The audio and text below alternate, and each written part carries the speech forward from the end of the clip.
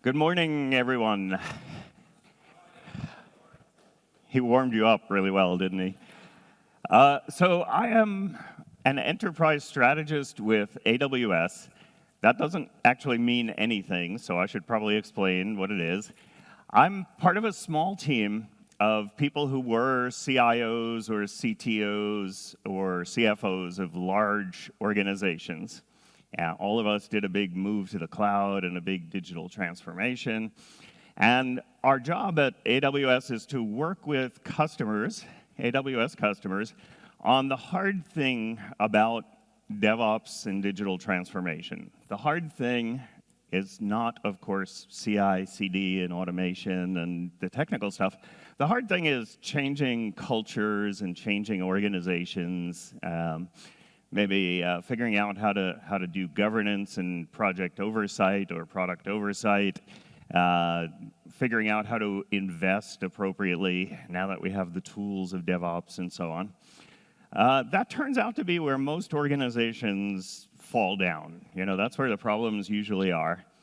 So it's our job to try to bring a little bit of experience to this and be able to say, here's what I tried, and here's what worked, and here's what didn't work. So that's my role at AWS. I also have published 4 books on leading IT and leading in digital transformations.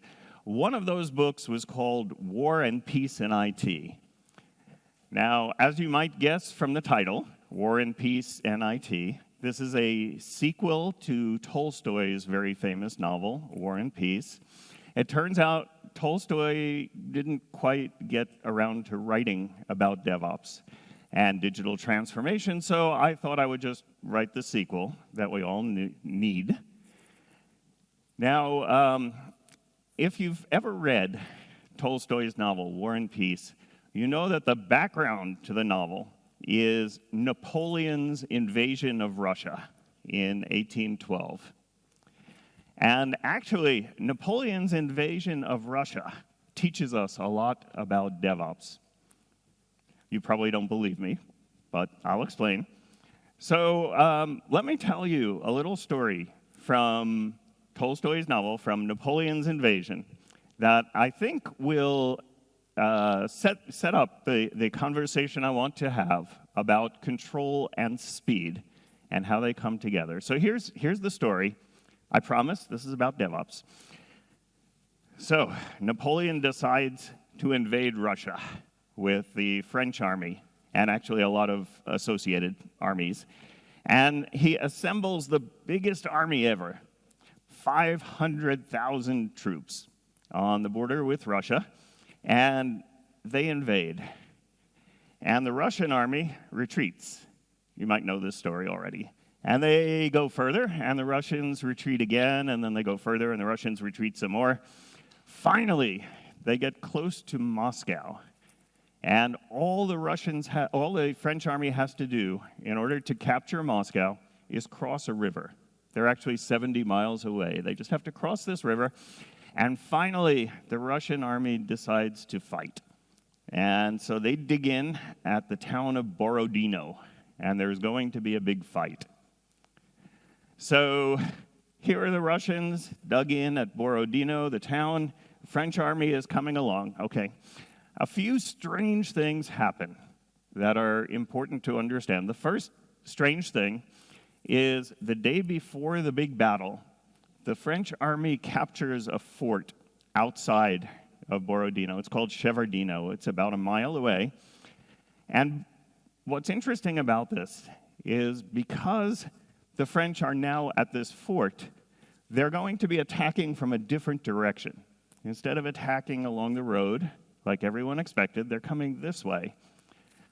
And strangely, neither side, neither the French nor the Russians, changes their battle plans. They're all fighting the battle as if the French were still coming along the road. So, just a side note, and then I'll come back to it later. Neither side is agile enough to make adjustments when the battle is going to take place in a different way. Okay, that's a little side note. But the real story I want to tell you is about Napoleon commanding his troops. So during the battle, Napoleon is at Shevardino. He's on this top of this hill, and the hill is 1 mile away from the battle. And Napoleon is commanding his troops as they fight. How does he do that from 1 mile away? He can't see the battlefield because there's lots of smoke and dust and all kinds of, this is really about DevOps, by the way. There's smoke and dust everywhere, and Napoleon can't see anything. And there are gullies in between, and so his sight is blocked. So the way he does it is messengers keep coming to him from the battle. Messenger will gallop up on a horse and tell Napoleon what's happening. And Napoleon gives his instructions, and the messenger goes back to the battle. So there's one funny scene, and this is the important one to remember. Funny scene in Tolstoy's novel. The messenger gallops up to Napoleon, and he says, "We've captured the bridge over the river. Do you order the troops to cross?" And Napoleon thinks deeply about it, greatest general ever, and he says, "Yes, have them cross the river, and I'll meet them on the other side." And the messenger gallops back to the battle, and there's a small problem. The problem is, number one, the Russians have recaptured the bridge. Problem number two, the Russians have burned the bridge. There is no bridge. So Napoleon's orders make no sense at all. And this keeps happening all day. Napoleon is commanding his troops from up here on the hill. They're way over there. And he keeps giving instructions, and everybody just ignores him because it doesn't make any sense. All right, so keep the story in mind, and let's think about what it means. Napoleon cannot control his troops. This is about control. It's not about speed per se. It doesn't matter if Napoleon wins the battle quickly or slowly. But the problem is he can't control what's happening. And he can't control what's happening because his lead time for making a decision and implementing it is very long. But the lead time for things changing on the battlefield is very short. So Napoleon's lead time is long because the messenger has to gallop up to him, and then he needs to think about what he wants to do, and then he needs to explain what he wants, and then the messenger needs to go back to the battle and explain to the troops what Napoleon says. So that's a long lead time. When something changes on the battlefield, the response takes a long time. On the other hand, on the battlefield, things are changing with a very short lead time. Bridges are being captured, bridges are being recaptured, they're being burned, troops are running away, they're moving around, all kinds of things are happening. So the moral of the story, or at least the first one, is that you can't control things if the lead time is short for change in your environment, but your lead time for responding is very long. So this is the situation companies and governments find themselves in now, especially when IT is involved, when technology is involved. Things are changing very quickly all around us. We have changes in consumer preferences and changes in government regulation, and we have wars in Ukraine, and we have pandemics, and all kinds of things are happening, and they're happening very quickly. On the other hand, to respond to change, if technology is involved, most organizations have set themselves up to have that really long lead time. In fact, almost every organization has. Before I joined AWS, I was the CIO of U.S. Citizenship and Immigration Services in the U.S. government as part of Homeland Security. If any of you have tried to immigrate to the U.S., we were the people who do green cards and naturalization and so on. While I was there, well, actually, let me tell you a quick story about speed. So I was CIO, and one day I was watching the news on television. in the evening, and they were showing a press conference that the president was giving. This was President Obama. And the president was announcing his big new immigration initiative. It was called DACA, Deferred Action for Childhood Arrivals. Turned out to be his big immigration initiative. And he was announcing it, and he announced that it was going to be rolled out in 60 days. Yeah, you already see where I'm going.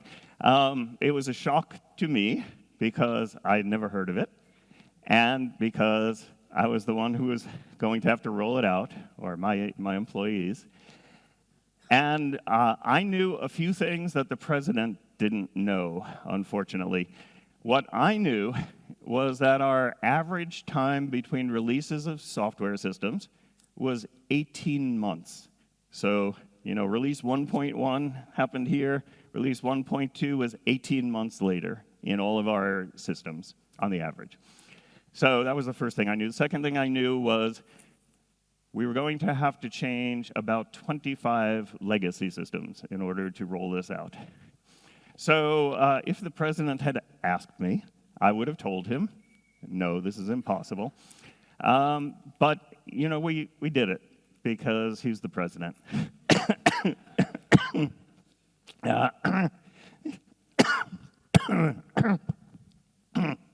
Excuse me. So he's the president. What choice do you have? We did it, but you're probably all technology professionals. You know what happens. We conveniently forgot to put most of the controls in the system. We didn't really test. We did all the things you're not supposed to do. But we released it in 60 days, and everybody was happy. But we said to ourselves, we can't have this, right? Things are going to change in immigration. This is a president who's big on immigration. And things are going to keep happening, and we can't have 18-month lead times for dealing with these changes. So we're going to have to find a way to become faster. And that became our obsession. How can we be more responsive to changes in immigration policy?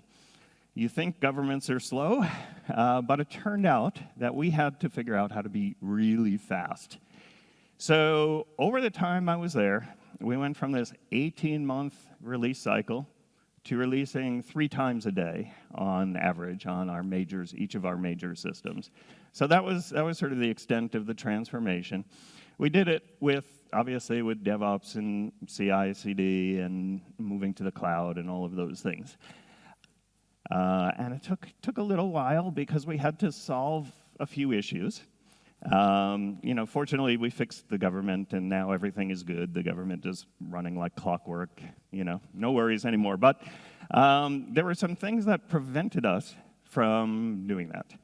And our story, our transformation, is all about how we solved one problem after another in order to be able to do this.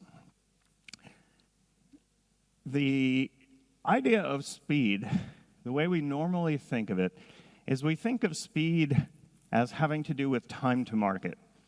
You want to get a product quickly to market, and so you want to use DevOps, and you want to figure out how to move quickly so that you can get to market quickly. But what I want to talk about is a second aspect of speed. It's the speed that Napoleon was missing. It's the speed of being able to actually have control when you're moving fast. And this is what a lot of organizations worry about when they start to move to DevOps and when they start to think about transforming is, okay, we're going to be able to go much faster, but how can we control it, right? And so our challenge in Homeland Security was how we could get that really fast response time, but also do it within parameters of control that the government had. Government, as you might guess, has a lot of rules. It has a lot of policies and a lot of compliance requirements and so on. So our question was, how can you have that same level of control, for example, the security that we need in the Department of Homeland Security, and still move very fast? So the enemy, when we were trying to do our transformation, was a government policy The policy was called MD 102. Government policies have very catchy names, you know. MD 102, it stood for Management Directive 102. And Management Directive 102 was essentially the SDLC. It was the process we had to follow every time we did a software release. And MD 102 said we had to write 87 documents, 87, some of them big, thick documents. We had to have 11 gate reviews to get permission to proceed to the next step in the process. We had 22 people on each project who were the official approvers, and they had to sign off on most things. It's probably no surprise that most government projects took 5 to 10 years or something like that, because just doing one of those documents always took more than 18 months. We never did it any faster than 18 months. So this kind of explains why we were so slow. Why do we have this crazy process, MD 102? Well, we have this process because we wanted to manage risk.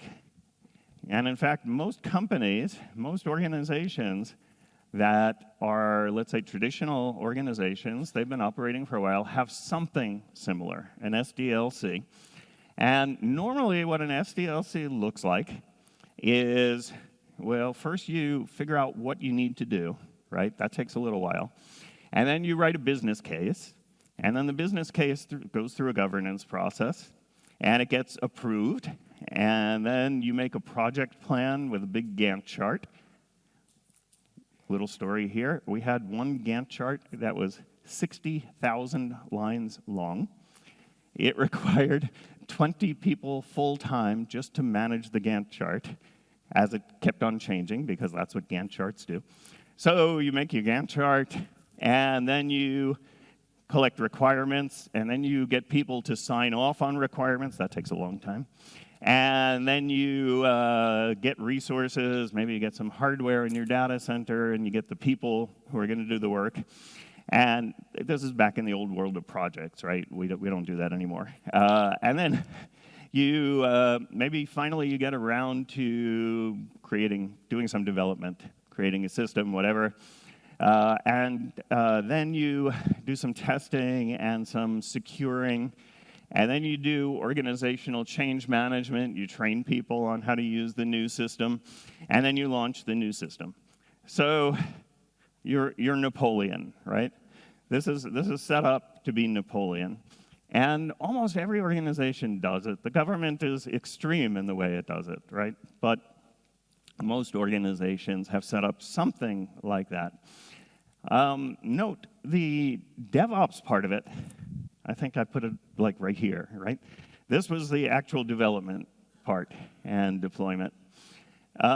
You can speed that up all you want. You know, you can find ways to do your CI/CD faster or whatever. It doesn't matter, right? Because your lead time still includes all of these other things. And all of these other things are meant to control the process, to reduce risk. There's the problem, right? If you really want to take advantage of DevOps and take advantage of the cloud and all these wonderful new things we can do, this is not the piece that matters. It's how do you deal with this so that you can actually respond quickly to things that are happening in your environment. So that's the challenge that we found. And we thought a lot about what's in this process and why do we need it. And first obvious thing to us was all of this is intended to reduce risk and impose control. Does it work? Every project in Homeland Security was failing spectacularly. In fact, one of them, my agency had started before I got there, and it had already spent $1 billion and had no results. Yet, it had written 87 documents and gone through some of those 11 gate reviews and so on, right? So somehow, all of this stuff that was meant to reduce risk and control things was not effectively controlling things. So it sounds a little bit like Napoleon on his hill, right? It just wasn't working that way. Why doesn't it work? Well, there are a lot of reasons, and I'm sure you know some of them. One of them that we realized is one of the steps along the way here is you build a business case and you approve the business case. The assumption of this process is that if you move slowly and carefully and do a lot of planning, it's going to manage your risks. So here's your business case and your approval. And how do you build a business case? Let's say this is for a new product that you're going to launch. You build your business case by making projections.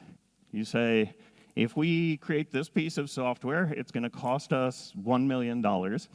And the result of it is we're going to make $10 million a year in additional revenue every year. Something like that. That's what a business case says, right? We're going to spend $1 million, and in return, we get $10 million every year going forward. Now, the problem here is that you don't really know that you're going to get $10 million. In fact, you don't even know that it's going to cost you $1 million. These are estimates, or projections is a better word. What's an estimate, right? An estimate is an approximate number, not an exact number. In fact, estimates, if you were really honest about it, every estimate would come with a confidence interval around the estimate. You can't say $10 million a year. You have to say $10 million a year plus or minus $1 million per year to be within 80% confidence that we've got the right number. That's what an estimate really is. But you never say that in a business plan, right? You say $10 million a year. So you have a confidence interval, plus or minus $1 million to be within 80% confidence. Now, how do you know what the pluses and minuses are and the confidence? Well, it depends on how inaccurate you expect your guess to be. And that depends on how much uncertainty there is. And in an environment that is changing very fast, you need a wider confidence interval. In an environment with a lot of uncertainty, you need a wider confidence interval. So if we were honest with ourselves, which nobody is, your business plan would say, we're going to spend, somewhere near $1 million, and then we're going to get in return $10 million per year in revenue, plus or minus $20 million, to be within 10% confidence that we've got the right number, right? Because it depends on the amount of uncertainty, and we have a lot of uncertainty. So that's what an estimate would really look like, but nobody ever does it that way. So the whole idea that you're going to control the process based on that business case, based on that estimate, is completely insane. You can't do it. It doesn't make any sense. And then you're going to be moving slowly along. There's no way you actually have control over what's going to happen in a process like MD 102. So it's a long story, what we did about MD 102. It's in one of my books, and now that I've told you this story, you'll laugh if you read my book. But what's a better way to control a project to make sure that you're not Napoleon, that you actually can control what's happening? Well, we've all learned that we need speed and agility. And we need speed and agility not only to deliver faster, but to have control. So let me give you a few examples. First, let's talk about security. I was in Homeland Security, so security was really important to us. So how do we do security in the old world? Well, the old way of doing it, at the end of the big project, the security people come in and they assess the security. And then you deploy a system, and then 2 years later, you come back and assess the security again. How much control does that give you over security? I'd say approximately 0, plus or minus 0. This is not security. Instead, in the DevOps world and in the cloud, what we do is, number one, we're fast. So when a security threat arises, we figure out a way to defeat it quickly, and we do it, right? When software needs to be patched, we patch it really quickly because we're fast. We put automated security tests into our CI/CD pipeline, and those run fast because they're automated. And because they run fast, we can run the security tests with every build. That's what we actually did. Run the security tests every time there's a build, and then once you deploy something to production, you don't wait 2 more years to reassess its security posture. You continuously vet it in production. You just keep running the tests in production and see if you've diverged from what's secure. How do you respond to security incidents? Well, the old way, we had a security operations center, one of these science fiction-y things where you got a dark room and lots of screens in the front, and people watching the screens looking for some sort of security problem. Well, how quickly can they find the security problem? How do they know whether something bad is going on? Well, maybe eventually somebody notices, hey, it turned red over there on the dashboard. Instead, we automate security operations. We automate response. We know when something is anomalous or something's going wrong, we respond to it. So if you think about controls in security, I should add one more important one, because it turns out that I'm from the cloud. I'm AWS, right? In the cloud, you can set up automated security enforcement. So when you go out of compliance, instead of taking a little while to fix it up, you just fix it automatically, right? So if somebody tries to deploy an operating system that's not hardened, well, you set up policy enforcement that just kills it immediately. Okay, so we have speed, and the speed gives us better security. That's the general principle here. You're not secure if you don't have the speed, because you don't really have control. Let's take financial costs. Let's say costs. How do you control costs of a software development project? Well, the old way of doing it, the MD 102 way, is you estimate your costs, and then you take 5 years to deliver something, and in between, you say, oh, we're 37% done with this piece, and so we're still on budget. And then you say, oh, we're 48% done, so we're still on budget. And then you say, we're 90% done, and we're still on budget. And then you say, we're 90% done, and we're a little behind budget. And then you're 90% done, and you're far behind budget. And then people are jumping out of windows, and bad stuff is happening, right? That's the old way. Or you show status reports every week or every month, and the status reports have these little circles that are green, yellow, or red. So you know this already, right? It's green, it's green, it's green, it's green, it's red, and that happens with everything on your chart, right? That's how we did financial controls. And then at the end, well, you've run out of your budget, you're not finished with the set of requirements, so what do? Well, there's only one choice. You keep going, and you go over budget. The old way of controlling things, it guarantees that you're going to go over budget, in a sense, right? You don't really have control over the budget. In the DevOps world, we can deliver quickly and incrementally, and people can start using each increment, and then you keep delivering in small pieces, and if you run out of money, you stop. You've already delivered a lot of stuff, right? And then you make a decision, do you want to invest some more? And you have a real choice. And if you're good at this, there are diminishing returns. The first thing you do is whatever is most valuable, and then you do the next most valuable thing and the next one. And so if you stop at some point, you've delivered the most valuable things already. And you might decide deliberately to stop. You might say, well, we've delivered 98% of the value, and we don't really want to spend the rest of the money to get the last 2%, right? So now you have actual control over your spending because you're moving incrementally and because you're delivering quickly.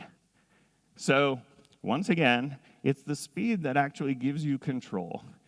If you move slowly and plan a lot, you risk $1 billion, and it's all or nothing. At the end, in our case, we got nothing for our $1 billion. That's pretty risky. If you deliver incrementally, which is what we started to do, then you've delivered and delivered and delivered and delivered, and each time you're risking that tiny increment. So you have a much smaller risk, and you have much more control, again, over what you're doing. So speed and control come together. And the challenge that a lot of organizations have when they're doing DevOps is they're trying to do this fast delivery approach while using the old way of controlling things. So we start by making a backlog of all the features that we're going to have, and then we do a DevOps thing and a continuous delivery, and we get stuff to production really quickly. But in the meantime, it's really a hidden waterfall, right? We've said, here's the backlog, here are all the things that we're going to do, and yeah, maybe we might deliver a few things, but really what's going to accomplish the business purpose is doing all of these things. So you've done sort of a secret waterfall. You've put everything at risk again. And by the way, we're not going to start the DevOps process until after we decide what our project is, and write a business case, and analyze the business case, and then make a Gantt chart, and blah, blah, blah.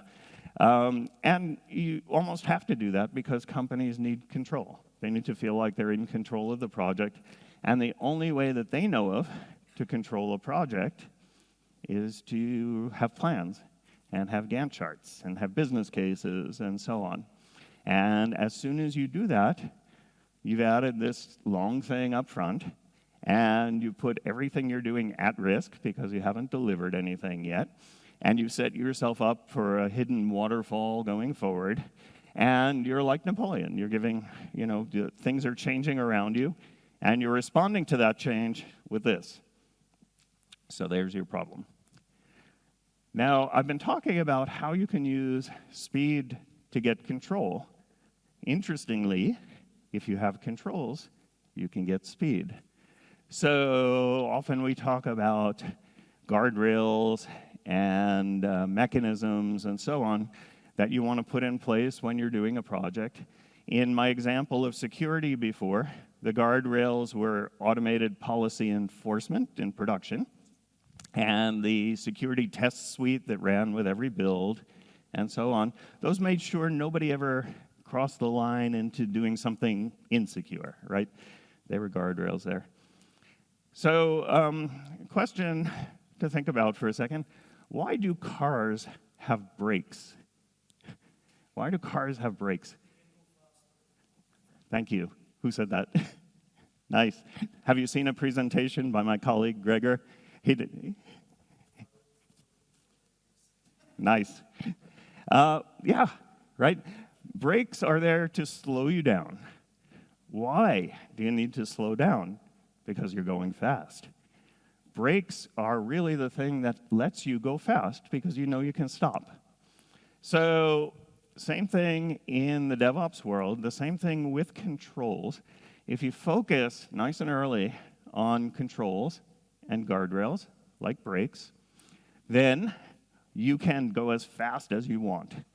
Every developer, in fact, can go at lightning speed. In fact, this is the reason why when you refactor, you always start by having a good automated test suite that's passing. All the tests are passing. You start refactoring, you keep running the test suite. It's always green, so you know you haven't destroyed anything. So you can refactor really fast. Same thing with our security controls. And we've taken the security testing out of the hands of the security team and given it to each developer. So every time you make a change, the security tests check. If anything is wrong, you immediately fix it. So why not go really fast? You know you've got the guardrails there. And having the guardrails there lets you go fast.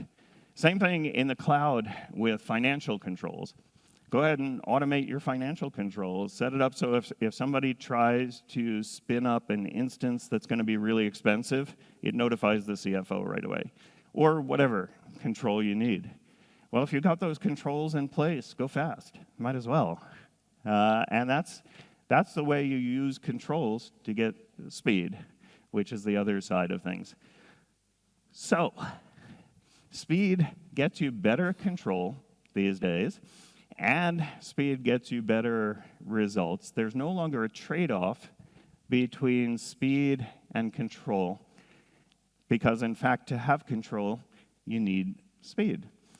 So if you really want to get the most out of your DevOps practice, it's great if you got all the automation and everything, but it doesn't mean that much unless your company or your organization gets the benefits of that, gets the benefits of your fast DevOps process. To get the benefits of the fast DevOps process, you need to address this big piece of your value stream that's not DevOps, so that you can reduce your lead times, so that you can respond quickly to all the change that's going on around you. And that's how companies win, and that's how you use DevOps to actually get success. If you don't do those things, then you have this fictitious control. You think you have lots of control over things, but you don't really. You are like Napoleon. Where's my hill? I think it's around here, right? Napoleon standing on his hill, looking at the smoke on the battlefield over there, thinking that you're actually controlling things, putting a lot of effort into controlling things, but not actually having any control. So, don't be Napoleon. I'll stop there today, and we have a few minutes for questions if anybody has them.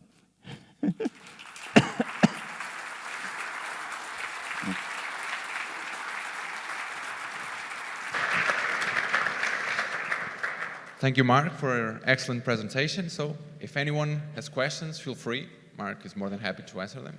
Don't feel shy again. It's still early in the morning, but I only like hard here. Questions. Ask me a hard one. I have is more curiosity about how do you cut the red tape in the U.S. government in order to reduce all those controls and be able to have up to 3 updates every day. Yeah. I have a really good book to recommend for you. My publisher makes me say that. It was a long story how we did that, how we overcame the controls. And the crux of it was we replaced the controls with better controls, and we showed why they're better controls. Now, nobody believed us when we started doing that. So we had to get a little wiggle room. We had to get a little space where we could try something new and show people. And this is one of the great things about speed and DevOps is you can do very quick, small experiments, and then you build confidence by delivering, right? So, for example, I would go to the head of a business unit. I was the CIO, so I had a lot of organizational power, let's say. I would go to the head of a business unit and say, you know how we never do any IT work for you because you don't have a big budget and whatever? Would it be okay with you if we did some work that's important to you? And she said, yes. And I said, you know how it usually takes us like a year or 2 years to get anything done? Would it be okay if we gave you results next week? Actual business results, I mean, you know. And she said, yeah, I think so. What's the gimmick, you know? Sure. And then I said, you know how you usually give me a bunch of requirements and they go to my software developers and then they come back a year later and it's not what you wanted? That's happened, right? Would it be okay if your people actually sat with my people and made sure they worked on the right things? Yeah, okay, fine. I think the business results you're looking for are such and such. You know, I think your key metric is this. Would it be okay if we improve that metric? Yes, sure, okay. All right, I told you we'd have results for you in 1 week. Can we set up a meeting now where we look at the dashboard together and look at that number? Yeah, okay, good, right? It was not hard to convince her because it makes so much sense. And I knew that we could deliver because we had, you know, CI/CD, we could make changes today and get results tomorrow. And we had an idea of what kinds of changes would actually move the metric. And after 1 week, when I came back and said, look, this number was 70 before, now it's 75, I knew that I would get a lot of confidence and then we could do the next week's worth of work and so on. So that's the first part of the answer. The second part is maybe more to your point. It was a heavily regulated area, people watching over our shoulders all the time, and somebody really high in the organization who says, you have to write 87 documents and 11 gate reviews and whatever. And I was working with a business partner, and when the very high-up person said that, she said, no, we're not doing that. I thought, this is great. That's the ally you want, right? You want to work with somebody like that. She just said no.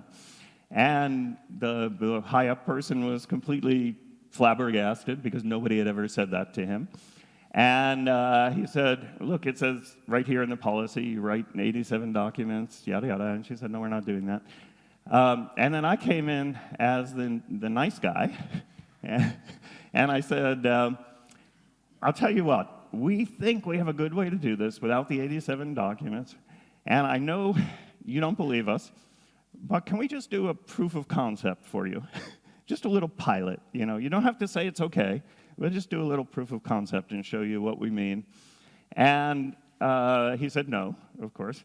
And we said, you know, the 87 documents and all of that, every time you do that, it fails. And you are in the newspaper on the front page of the Washington Post, you know, having run a failing project yet again. Maybe this new way of doing things might improve that so you're not on the front page of the newspaper all the time. And all we're asking for is a little proof of concept. And he finally said, okay.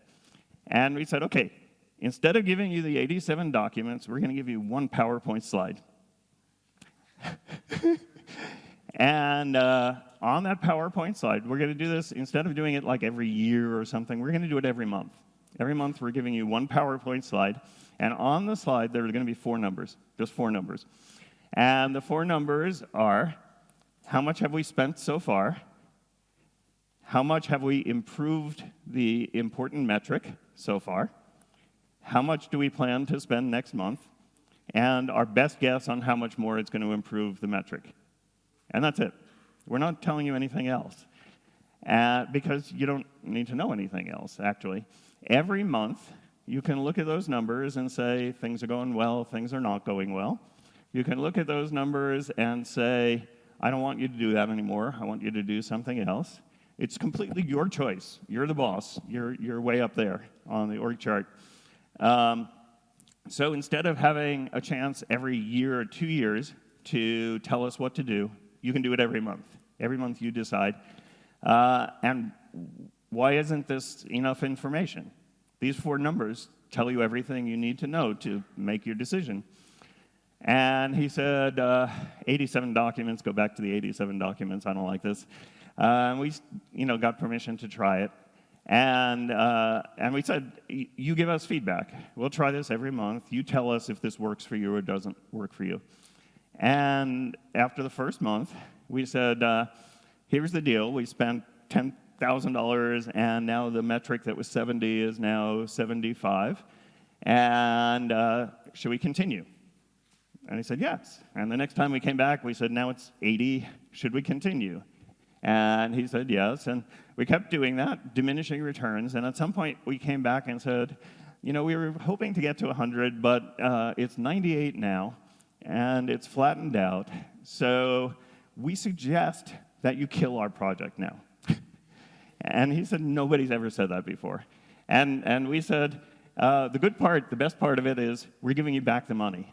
We don't need the rest of the money. We're just going to keep it at 98. That's our suggestion, but it's up to you. And he said, I agree with your suggestion. And then he said, this is the greatest thing ever, right? It's really easy.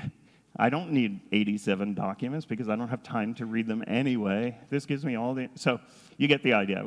We did it by showing that this was going to be a much better way to make decisions.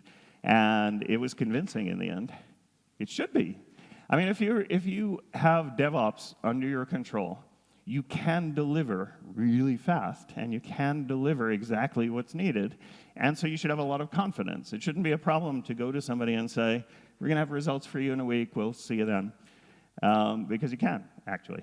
Might not be, you know, we in 1 week, we don't get it from 70 cases to 100 cases, but we know we're going to have some progress on the metric that's going to build confidence, because we can do DevOps.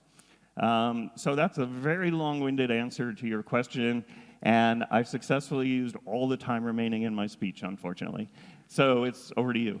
Yeah, so we still have time for one more question, so if anyone wants to take this opportunity. So.